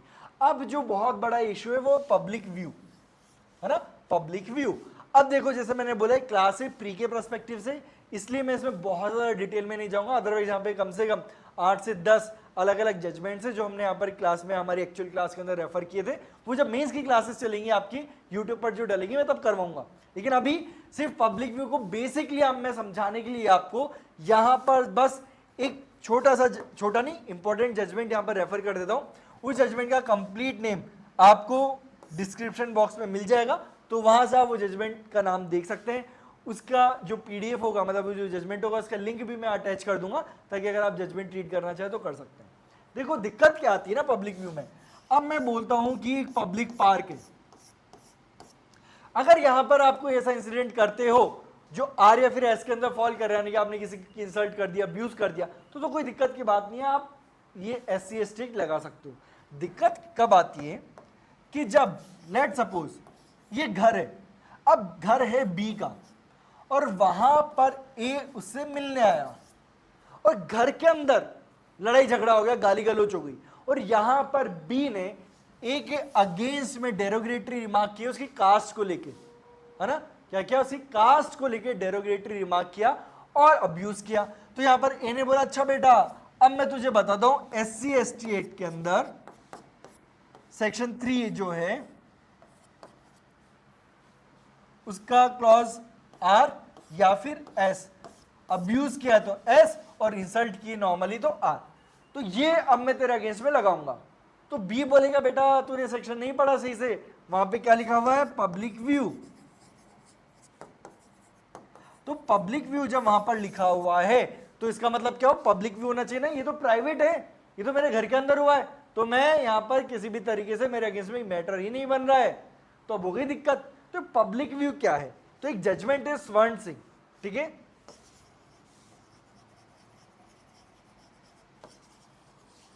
ऑनरेबल सुप्रीम कोर्ट का जजमेंट है, 2008 का ये जजमेंट है। पूरा नाम, साइटेशंस और पीडीएफ सब आपको डिस्क्रिप्शन बॉक्स में मिल जाएगी। तो यहां पर कोर्ट ने इस पब्लिक व्यू जो ये वर्ड है ना उसको डिस्कस किया कि पब्लिक व्यू है क्या, जब इंसिडेंट किसी घर के अंदर हो, किसी चार दीवारी के अंदर हो। तो कोर्ट ने यहां पर बोला कि पब्लिक व्यू अगर चार दीवारी के अंदर, मैं यहां पे बना देता हूं, अगर चार दीवारी के अंदर इंसिडेंट हुआ है, ठीक है, ये आप घर मान लो चार दीवारी के अंदर ये इंसिडेंट हुआ है, तो ये कब पब्लिक व्यू होगा और ये कब पब्लिक व्यू नहीं होगा। तो कोर्ट ने यहां पर बोला कि अगर इस चार दीवारी में जब वो इंसिडेंट हो रहा है उस समय पर एक तो अक्यूज, एक विक्टिम, उसके अलावा कोई भी एक इंसान वहां पर मौजूद होना चाहिए। लेकिन हां, वो इंसान कौन नहीं होगा, वो इंसान अक्यूज के जो फैमिली मेंबर है, फैमिली मेंबर या फिर फ्रेंड्स, वो नहीं होने चाहिए। यानी कि कोई थर्ड रैंडम इंसान होना चाहिए, तो हम इसको पब्लिक व्यू मान लेंगे। यानी कि जब ए और बी के बीच में लड़ाई हो रही थी और बी के घर में बी के अलावा कोई नहीं था, या फिर बी के साथ उसकी वाइफ और बच्चे प्रेजेंट थे और बी ने ए को अब्यूज कर दिया, तो मुझे बताओ क्या ये क्लॉज आर या फिर एस के अंदर आ सकता है क्या? नहीं आएगा। क्यों? क्योंकि उसके फैमिली मेंबर है। वहीं पर अगर मैं बोलूं कि बी के घर में 5 लोग और आए हुए थे ऐसे ही किसी काम से, है ना, फॉर एग्जांपल उसके घर में लाइट फिटिंग का काम चल रहा है, तो 5 मजदूर वहां पे काम कर रहे हैं, इलेक्ट्रिशियन काम कर रहे हैं, और अब ये जब अब्यूज हुआ तो उन 5 लोगों ने वो चीज सुनी, देखी कि अच्छा ये अब्यूज हो रहा है, सुना भी, तो अब ये पब्लिक व्यू में आ जाएगा। यानी कि जब भी क्लोज स्पेस के अंदर ऐसा कुछ काम होगा तो आप पे अक्यूज और विक्टिम के अलावा थर्ड मेंबर का भी होना जरूरी है, और थर्ड मेंबर उसका फैमिली मेंबर नहीं हो सकता, उसका फ्रेंड नहीं हो सकता। अगर कोई तीसरा रैंडम इंसान है तो जाके उसको पब्लिक व्यू माना जाएगा। क्या चीज क्लियर हो गई है? तो ये था पब्लिक व्यू से रिलेटेड आपके सामने एक जजमेंट। मल्टीपल जजमेंट से अलग अलग चीजें डिस्कस की गई है, बहुत इंपॉर्टेंट, लेकिन वो मेंस की क्लासेस के लिए हम छोड़ दें, अभी आपको ऐसा नहीं करना। हाँ, ये लेकिन मैंने चीज समझाई इसलिए कि कल को अगर बाई चांस एक MCQ आ जाता है जिसमें आपको सिचुएशन देते हैं, भैया घर के अंदर अब्यूज हुआ है, ऐसे फैमिली मेंबर मौजूद थे, पति पत्नी मौजूद है या उसका फ्रेंड मौजूद है, तो फिर अगर आपसे पूछ लिया जाए कि क्या सेक्शन 3(1)R या फिर 3(1)S लगेगा कि नहीं लगेगा, तो आपको पता होना चाहिए। ओके, चीज क्लियर हो गई है? Then destroy, damage, defile any object generally known to be held sacred or in high esteem by members of SC ST। ठीक ठीक है, ये मैंने आपको बता दिया। ऑब्जेक्ट मीन्स स्टैच्यूट, फोटोग्राफ और portrait. You by words either written, spoken or by sign or by visible representation, otherwise promote or attempt to promote feeling of enmity, hatred or ill will against member of scheduled caste and scheduled tribe। यानी कि आप उनको भड़का रहे हो। बहुत बार हम देखते हैं ना दंगे होते हैं, दंगे होने से पहले एक मीटिंग होती है, उसमें कोई भी इंसान भड़का रहा होता है लोगों को, तो यही अगर आप SC/ST कम्युनिटी के अगेंस्ट में करते हो तो फिर यहाँ पर आपका ऑफेंस बनता है। Next, by words either written or spoken or by any other means disrespect any late person held in high esteem by member of SC/ST community. Okay, तो ये हमारा ये वाला जो पर्टिकुलर पोर्शन है वो भी कवर हो चुका है। अब चलते हैं आगे। Sexual offence.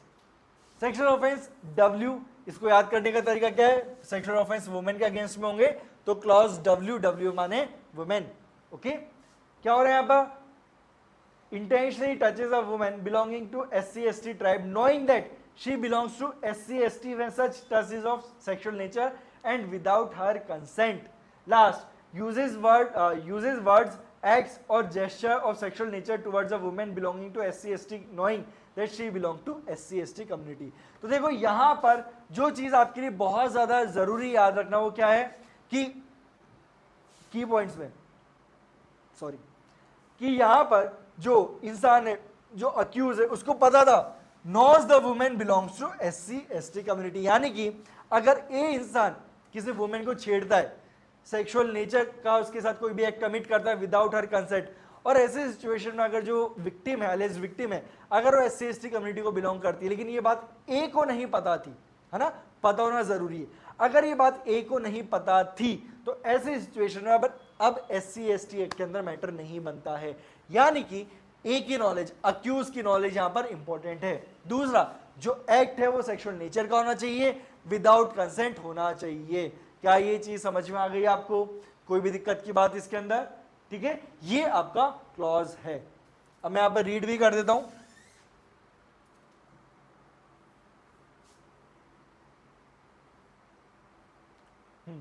Intentionally touches a woman belonging to SC/ST knowing that she belongs to SC/ST schedule SC/ST when such act of touching is of sexual nature and without the recipient consent। यानी कि पहली बात तो क्या होनी चाहिए यहाँ पे? नॉलेज का क्या? हाँ, knowledge, sexual nature and without the consent. Then uses words, act और gesture of sexual nature towards a when belonging to SC/ST knowing that she belongs to SC/ST। यानी कि भैया नॉलेज, मैं बार बार रिपीट कर रहा हूं, नॉलेज होना जरूरी है। ये जो नॉलेज अगर नहीं है तो फिर SC/ST एक्ट नहीं लगने वाला है।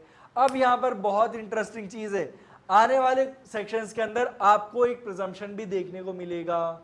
ये काम मैं आपके ऊपर छोड़ रहा हूं, आप हमें अपना बैरक चेक कीजिए और देखिए कि कहां पर प्रिजम्पशन देखने को मिलेगा।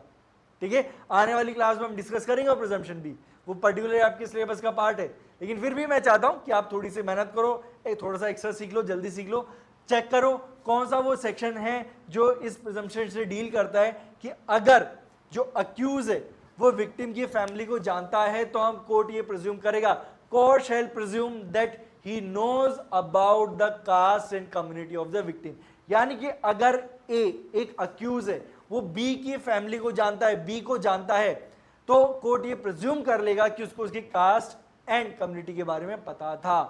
ठीक है, हाँ, अक्यूज के पास पूरा मौका मिलेगा कि उसके कॉन्ट्ररी प्रूव कर सकता है, लेकिन फर्स्ट प्रिजम्पशन तो क्या रहेगा? अक्यूज के अगेंस्ट में रहेगा। यानी कि बर्डन किसके ऊपर है? अक्यूज के ऊपर है। ओके, अब देखो यहां पर कंसेंट को डिफाइन किया जा रहा है, means an unequivocal voluntary agreement when the person by word, gesture, any form of non-verbal communication communicates willingness or participate in the specific act। यानी कि भैया जब आप कंसेंट दे रहे हो तो अनइक्विवोकल होनी चाहिए। ठीक है, यानी कि जब आपने कंसेंट दी है तो आप वॉलेंट्री दोगे। कैसे दोगे? वर्ड्स के थ्रू, जेस्चर के थ्रू, या फिर कोई भी नॉन वर्बल कम्युनिकेशन, उसके थ्रू आप अपनी विलिंगनेस को शो कर सकते हो सेक्ट में पार्टिसिपेट करने के लिए, तो उसको हम बोलेंगे consent. Provided that a women belonging to SC/ST who does not offer physical resistance to any act of sexual nature is not by reason only of that fact is to be regarded as consenting to the sexual activity। यानी कि just because वो मना नहीं कर रही है चुपचाप सह रही है, इसका मतलब ये नहीं कि उसकी कंसेंट है, यानी कि एक्चुअल में आपको उसे कंसेंट लेनी पड़ेगी जस्ट बिकॉज रजिस्ट्रेशन शो नहीं करी हुई। देखो पूरा गेम साइकोलॉजिकल है। जो लोअर कास्ट है, एससी एसटी कम्युनिटी, उनमें लोगों को ये बहुत ज्यादा प्रेशराइज किया जाता है, भैया तुम तो अपने पुराने कर्मों की सजा भुगत रहे हो, जो अपर कास्ट के लोग तुम्हारे साथ करेंगे वो सही है, ये तुम्हारे कर्मों की सजा है। तो कई बार क्या होता है, आप उन्हें ऑपरेस भी कर रहे हो, उनके अगेंस्ट में ऑफेंस भी कर रहे हो, तभी वो सहते रहते हैं कि नहीं ये तो हमारे कर्मों की सजा है। तो ऐसे अगर आप किसी एससी एसटी कम्युनिटी की वुमेन के साथ ऐसा ऑफेंस कर रहे हो और वो सिर्फ वो क्या नहीं कर रही है, आपको मना नहीं कर रही है, सिर्फ चुपचाप सही जा रही है, इसका मतलब ये नहीं कि उसकी कंसेंट वहां पर थी। Then lastly provided further that a women sexual history including with the offender shall not imply consent और मिटिगेट द ऑफेंस। यानी कि जो हमारी विक्टिम है उसका पास्ट क्या रहा है, क्या उसने अक्यूज के साथ पहले कभी कोई सेक्सुअल नेचर का एक्ट किया था या किसी और के साथ सेक्सुअल नेचर का एक्ट किया था नहीं किया था, इससे कोई फर्क नहीं पड़ता है। क्या ये चीज क्लियर हो गई है? ये थे हमारे सेक्सुअल नेचर के ऑफेंसेस। अब चलते हैं आगे।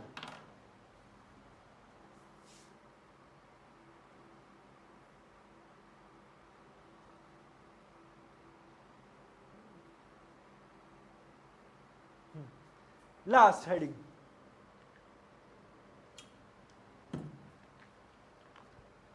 क्लॉज 1 को जो यहां पर हमने लास्ट हेडिंग जो है क्लॉज सबसेक्शन 1 की, वो लास्ट हेडिंग क्या थी? Social exclusion offences. यानी कि आप उन्हें सोसाइटी में शांति से नहीं रहने दे रहे हो, अलग अलग हथकंडी अपना रहे हो। जैसे कि आपने उनके पानी पीने के जो एरिया था या फिर पानी पीने का जो भी साधन था, जो रिसोर्स था, उसके अंदर कुछ ना कुछ मिक्स कर दिया, वो पीने लायक नहीं रहा। आप उनको पर्टिकुलर रास्ते से नहीं निकलने दे रहे हो, आप उनको उस गांव के अंदर नहीं रहने दे रहे हो, उस मोहल्ले में नहीं रहने दे रहे हो, आप उनको जो नॉर्मल जो कॉमनवेल्थ था, ये तो क्या था, स्पेसिफिकली उस इंसान की टंकी बनी हुई उसमें मिला दिया। यहां पर जो हमारे होते हैं ना पब्लिक रिसोर्सेज भी होते हैं, उसके अंदर से पानी नहीं भरने दे रहे हो। ये एक इंसिडेंट आपने बहुत बार देखा होगा, उनको जूते नहीं पहन के निकलने दे रहे हो, नए कपड़े नहीं पहनने दे रहे हो, बोलो हमारे मोहल्ले से निकलोगे तो जूते सिर पे लेके चलो, हाथ में लेके चलो, ये सारे इंसिडेंट। इसके अलावा आप मंदिर में उनको नहीं जाने दे रहे हो, ठीक है, पब्लिक इंस्टीट्यूशन, स्कूल में, हॉस्पिटल्स में, ठीक है, पब्लिक मार्केट के अंदर उन्हें नहीं जाने दे रहे हो। दूसरा, उनके अलावा उन्हें अपना काम नहीं करने दे रहे हो, कोई वो बिजनेस करना चाह रहे नहीं करने दे रहे हो, कोई वो जॉब करना चाह रहे नहीं करने दे रहे हो, ये सारा हो गया। उसके अलावा आपने किसी भी एससी एसटी कम्युनिटी की वुमेन के अगेंस्ट में विच क्राफ्ट के एलिगेशन लगा दिए, वो भी इसके अंदर फॉल कर गया। Lastly any other kind of social और इकोनॉमिक बॉयकॉट। तो ये सारी चीजें लास्ट कैटेगरी के अंदर फॉल करती है, जो क्या है आपके सोशल एक्सक्लूजन ऑफेंसेस। अब मैंने देखो आपको ब्रीफली पढ़ा दिया, मैं फटाफट से यहां पर डायरेक्ट रीड करूंगा और आपको एकदम मक्खन की तरह क्लियर हो जाएगा। ये इमेजेस आपकी हेल्प करेंगी उन चीजों को याद करने में, और जो मैं डायरेक्ट पढ़ा रहा हूं वो आपको एक्चुअल में बेयर प्रोविजन याद करने में हेल्प करने वाला है। चलो,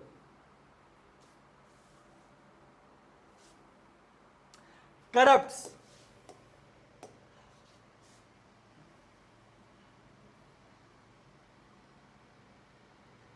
corrupts or foul the water of any spring, reservoir or any other source ordinarily used by member of SC, ST so as to render it less fit for the purpose of which it is ordinarily used। अब देखो शहर में जो लोग रहते हैं उन्होंने तो शायद कभी चीज देखी नहीं होगी, लेकिन हमारे जो गांव होते हैं ना, वहां पे अगर कोई गांव को बिलोंग करता है तो वो मेरी बात को बिल्कुल समझ पाएगा, और जो कभी गांव में नहीं गया वो उसको एक नई चीज जानने को मिलेगी। तो गांव में क्या होता है ना, आप बहुत बार देखोगे एक कम्युनिटी वाइज रिसोर्सेज डिवाइडेड है। ये कुआं इस कम्युनिटी को बिलोंग करता है, ये मंदिर उस कम्युनिटी को बिलोंग करता है, ठीक है, ये तालाब इस कम्युनिटी का है। तो ऐसी चीजें डिवाइडेड है। तो यहां पर बोला जा रहा है कि कोई भी ऐसा वाटर रिसोर्स जो नॉर्मली कौन लोग काम में ले रहे हैं, एससी एसटी कम्युनिटी के लोग काम में ले रहे हैं, और अगर आपने उसके अंदर कुछ मिला दिया और उसको रेंडर कर दिया क्या कि भैया वो पीने लायक नहीं बचा पानी, तो फिर सिचुएशन क्या फॉल कर जाएगी, एक्स के अंदर। Then next, denies a member of SC ST any customary right of passage to a place of public resort or obstruct such member so as to prevent him from using or having access to place of a public resort which other member of public or any other section thereof have a right to use or access। तो यहां पर ध्यान रखना, यहां पर public वे की बात की जा रही है, प्राइवेट की नहीं। यानी कि कल को कोई मेरे खेत में से जबरदस्ती घुसना चाहे तो मैं रोक सकता हूँ, अगर हक से रोकूंगा। कौन हो तो तुम मना करने वाले? मेरा रास्ता है, मेरा खेत है, मैं नहीं निकलने दूंगा। लेकिन हाँ, अगर वो रास्ता मेरे घर के सामने से निकल रहा है, यानी कि पब्लिक वे है, और फिर मैं रोक रहा हूं, तो फिर ये ऑफेंस वाई के अंदर फॉल कर गया। देन नेक्स्ट,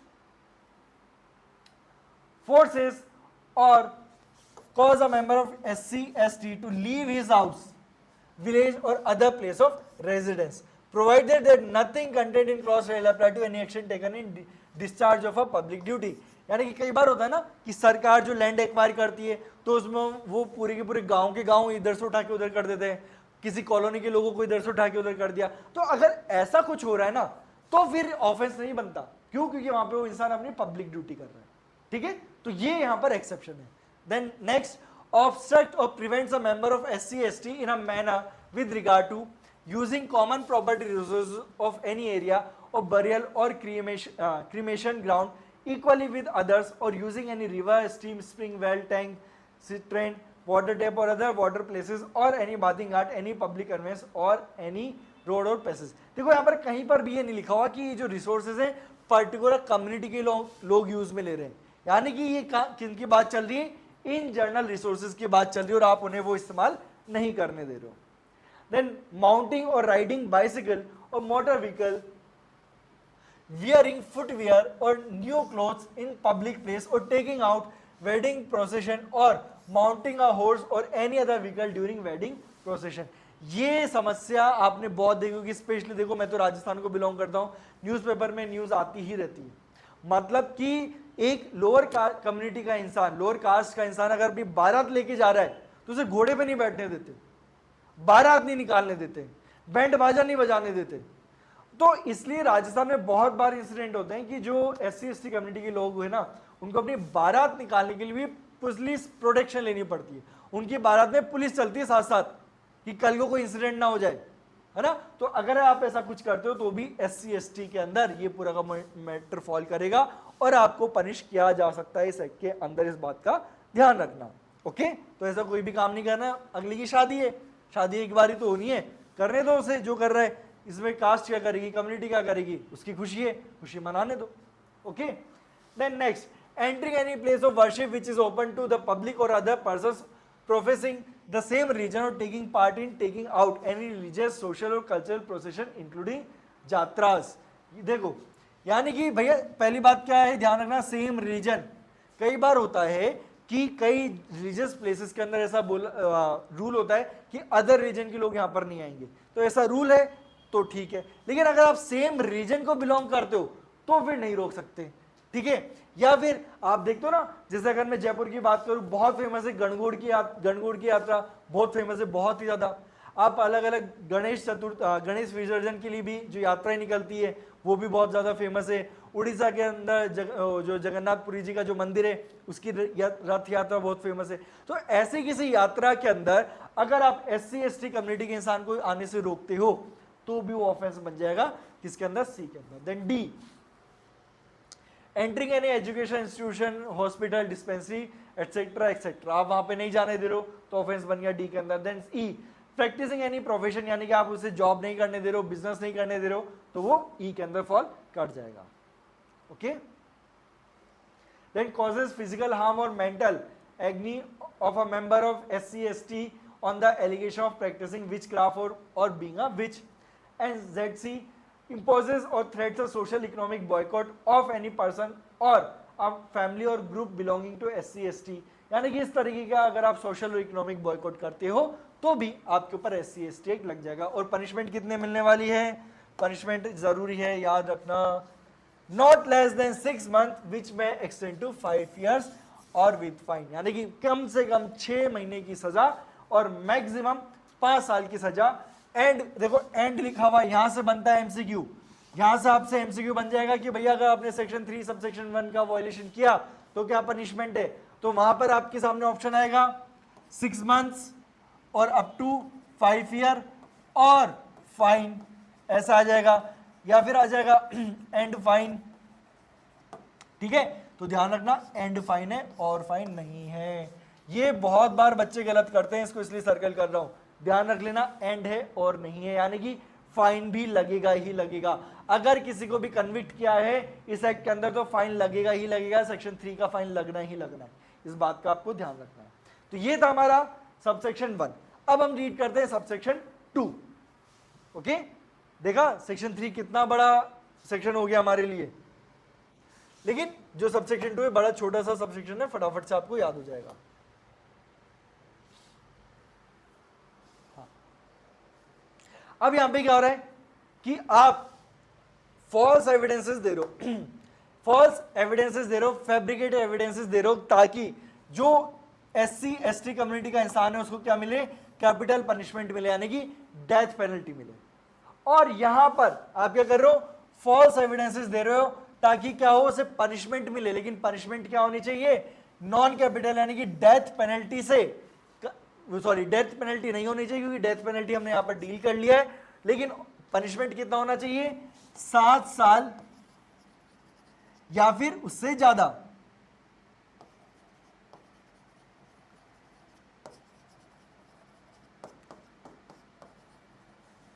ठीक है, 7 साल या फिर 7 साल से ज्यादा। ये जो साइन है ना यहां पर, इसका मतलब यही होता है इज इक्वल टू और मोर देन। ठीक है, इज इक्वल टू और मोर देन, तो यानी कि पनिशमेंट ऑफेंस पनिशमेंट कितना होना चाहिए, 7 साल या 7 साल से ज्यादा। देन मिसचीफ बाय फायर और एक्सप्लोसिव डैमेज टू प्रॉपर्टी, यानी कि आपने मिसचीफ किया, आग लगा दी, ब्लास्ट कर दिया, कहां पर, प्रॉपर्टी के अंदर, ताकि प्रॉपर्टी को डैमेज पहुंचे। या फिर आपने क्या किया, मिसचीफ बाय फायर और एक्सप्लोजन, और बिल्डिंग को चोट पहुंचाई। जिस तरीके से यहां पर काम सेम हो रहा है लेकिन इफेक्ट अलग अलग है, उसी तरीके से काम सेम हो रहा है, इफेक्ट अलग अलग है। कैसे, यहां पर इन जनरल प्रॉपर्टी की बात की जा रही है, यानी कि मेरा खेत, ठीक है, मेरे खेत में आग लगा दी तो किसके अंदर आ गया, वो इसके अंदर आ गया। लेकिन जिस घर में मैं रह रहा हूं उसके अंदर आग लगा दी तो किसके अंदर आ गया, वो इसके अंदर आ गया। ठीक है, चीज क्लियर हो गई। commit mischief by fire or any explosive substance knowing it is likely to cause damage to property belonging to SC ST member। लेकिन यहां पर क्या हो रहा है, commits mischief by fire or explosive knowing it is likely to cause destruction to a building used as place of worship, human dwelling or for custody of property। ठीक है, तो ये डिफरेंस है इसके अंदर। Then offence under IPC punishable with imprisonment 10 years और मोर, यानी कि मैंने कोई भी ऑफेंस किसी ST SC कम्युनिटी के मेंबर के अगेंस्ट में कर दिया और उस ऑफेंस का पनिशमेंट 10 साल या 10 साल से ज्यादा है, तो फिर एक सेपरेट चार्ज बनेगा SC ST एक्ट के अंदर भी। Okay, then causing evidence to disappear और गिविंग फॉल्स इंफॉर्मेशन, नोइंग और having reason to believe an offence under this chapter is committed. अब देखो स्पेसिफिकली क्या हो रहा है, इस चैप्टर के अंदर यानी कि सेक्शन 3 या सेक्शन 4 के अंदर ऑफेंस हुआ है और आपने नोइंगली क्या किया है, एविडेंस डिसअपियर किए हैं या फिर इंफॉर्मेशन छुपाई है ताकि अक्यूज बच सके, तो फिर आप यहां पर ये वायलेशन कर रहे हो। और अगर यहां पर किसी पब्लिक ऑफिसर ने पब्लिक ड्यूटी परफॉर्म करते हुए कोई ऑफेंस कमिट कर दिया है इस सेक्शन के अंडर का, तो फिर यहां पर ये क्लॉज 7 वाला ऑफेंस कमिट हो गया है। यानी कि 7 अलग अलग ऑफेंसेस है जो आपको सेक्शन 3 सबसेक्शन 2 के अंदर देखने को मिलेंगे। तो आई होप आपको यहां पर सेक्शन 3 पूरी तरीके से कंप्लीट हो गया होगा। इसके अंदर हमने सबसेक्शन 1 सबसेक्शन 2 अलग अलग पढ़े हैं।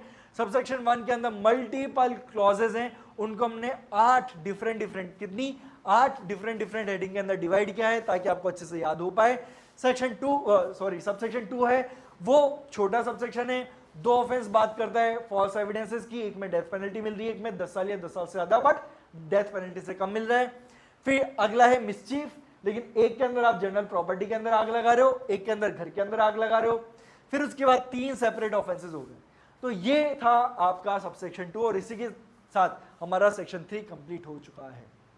आई होप आपको सेक्शन 3 बहुत अच्छे समझ में आएगा और मैं उम्मीद करता हूं कि जो हमारी पढ़ाने की जो अप्रोच है, जो हम आपके सामने इमेजेस लेके आते हैं, जिस तरीके से यहाँ पर आपको मैं कट शॉर्ट करके सेक्शन दिखाता हूं कि कैसे आप याद रख सकते हो, आपको ये अप्रोच पसंद आ रही होगी। अगर नहीं आ रही है तो आप अपने रिव्यूज हमें कमेंट सेक्शन में जरूर दीजिए, क्योंकि देखो ये वीडियो मैं आपके लिए बना रहा हूँ, ये क्लासेस आपके लिए, मेरे लिए नहीं है।